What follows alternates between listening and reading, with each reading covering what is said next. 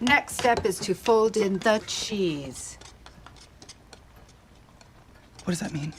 What does fold in the cheese mean? He folds it in. I understand that, but how do you fold it? Do you fold it in half like a piece of paper and drop it in the pot, or what do you do? David, I cannot show you everything. Okay, well, can you show me one thing?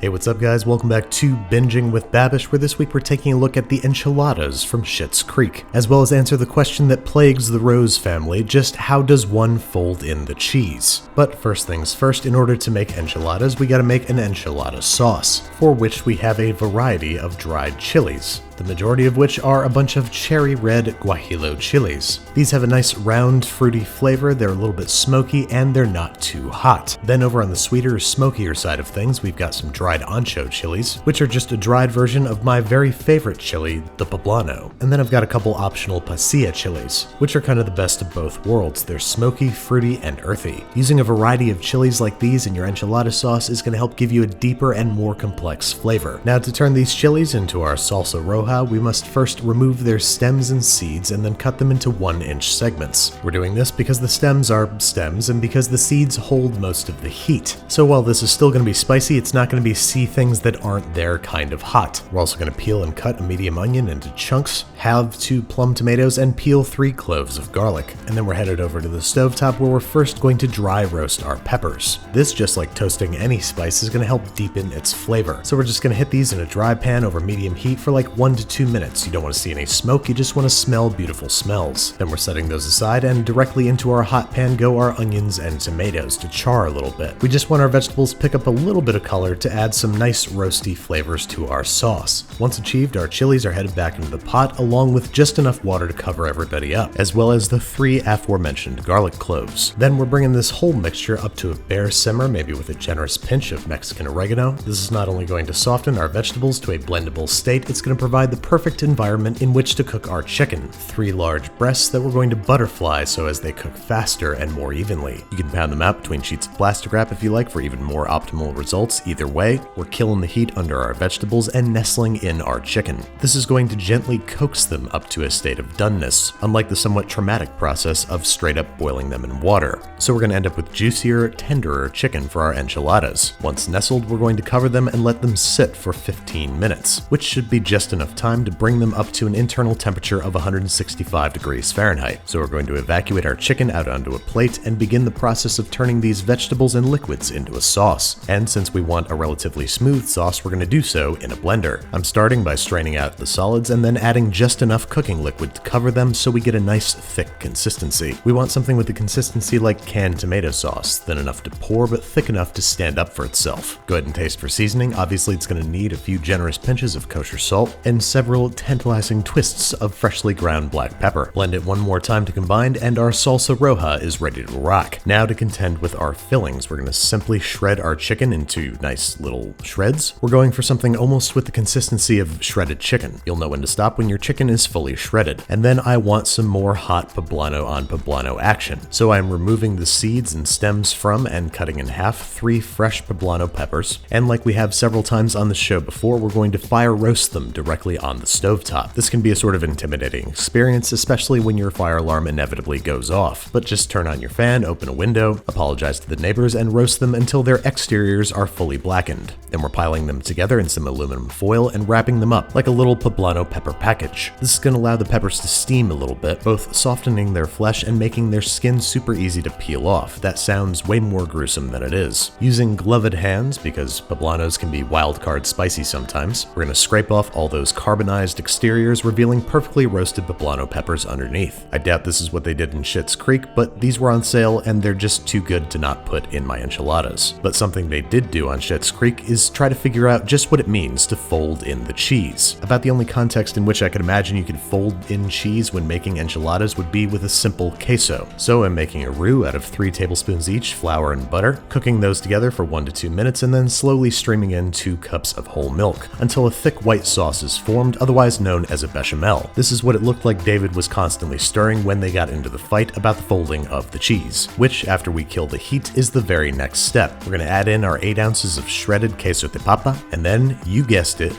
we're gonna... If you say fold in one more time... It says fold it in. Yes, using a rubber spatula, we're going to fold in the cheese, which basically just means stirring gently from the bottom upward, folding the liquid up over the cheese so as to help it melt gently and not break the sauce. So in the end, we are greeted with a nice smooth queso, which is going to make a perfect topping for our enchiladas. The last integral ingredient of which is corn tortillas, which, as you can see fresh out of the package, are pretty brittle and fragile and will not respond well to rolling. So to make our tortillas more flexible and amiable for enchilada use, we need to first fry them in a little bit of vegetable oil. We're heating this oil over medium heat until just shimmering, dropping in our tortillas and frying only a few seconds per side. We do not want them turning brown or crisp, we just want them to be nice and flexible and to increase their tensile strength. Once fried, we're going to drain on some paper towels, rinse and repeat with at least a dozen more tortillas. Once everybody's fried up, we are at long last ready to assemble. So ready your dippin' and rollin' station, and I'm going to add another cheese into the mix, some Oaxaca cheese, which is sort of like a Mexican mozzarella and pulls apart like string cheese, so it's going to be perfect to stack alongside our chicken and poblano peppers. We're going to pour some of our salsa roja into a shallow dish or pie plate, and at long last, assembly can begin in earnest. We're starting by dipping and thoroughly coating our tortilla on both sides with the salsa roja, layering some chicken, Oaxaca cheese, and poblano peppers in the center of the tortilla, taking care not to overfill. Then once all the fillings are in place, we're going to roll the tortilla around them as tightly as we can without breaking it, and then we're going to place them seam side down in an awaiting pre-oiled casserole. Then all we gotta do is rinse and repeat until the casserole is full. Depending on the size and shape of your casserole, you might have to engage in some goofy enchilada orientations to make sure that it's filled, but it's all gonna kind of look the same once smothered, sauced, and baked. First, we are generously drizzling it with our salsa roja, topping it with some more shredded queso de papa, which is basically just a medium yellow cheddar, and then last but certainly not least, a very generous drizzle of our cheese sauce. This, just like in, say, a mac and cheese, is going to brown up and bubble and permeate every nook and cranny of our enchiladas, which, now that they are fully assembled, are headed uncovered into a 400-degree Fahrenheit oven for 10 to 15 minutes, until they look like how I just described them, lightly browned, bubbly, and delicious enough to eat while they're still way too hot. But as with all great things, we must exercise a little bit of patience and let these sit for at least 10 minutes before digging in. A serving size is generally 2 little enchilada rolls, which, just like the Rose family, I'm going to dig into using plastic cutlery. And as I predicted, I'm going to burn the ever-loving Schitt's Creek out of my mouth, because these are just too good to wait until they've cooled down properly. I am by no means an enchilada expert, but these appear to be a shining example. The sauce has a deep, rich, and complex flavor. It's spicy without being too spicy. The chicken is moist and flavorful, and it's super duper cheesy. It's a small wonder that these enchiladas were a shoo-in for the Clean Plate Club, and an even smaller wonder that I decided to forget about what I said about serving sizes, and plate up another pair, this time with a generous drizzle of Honduran crema. I hope that this has taught us all a valuable lesson about food, family, and the folding of cheese.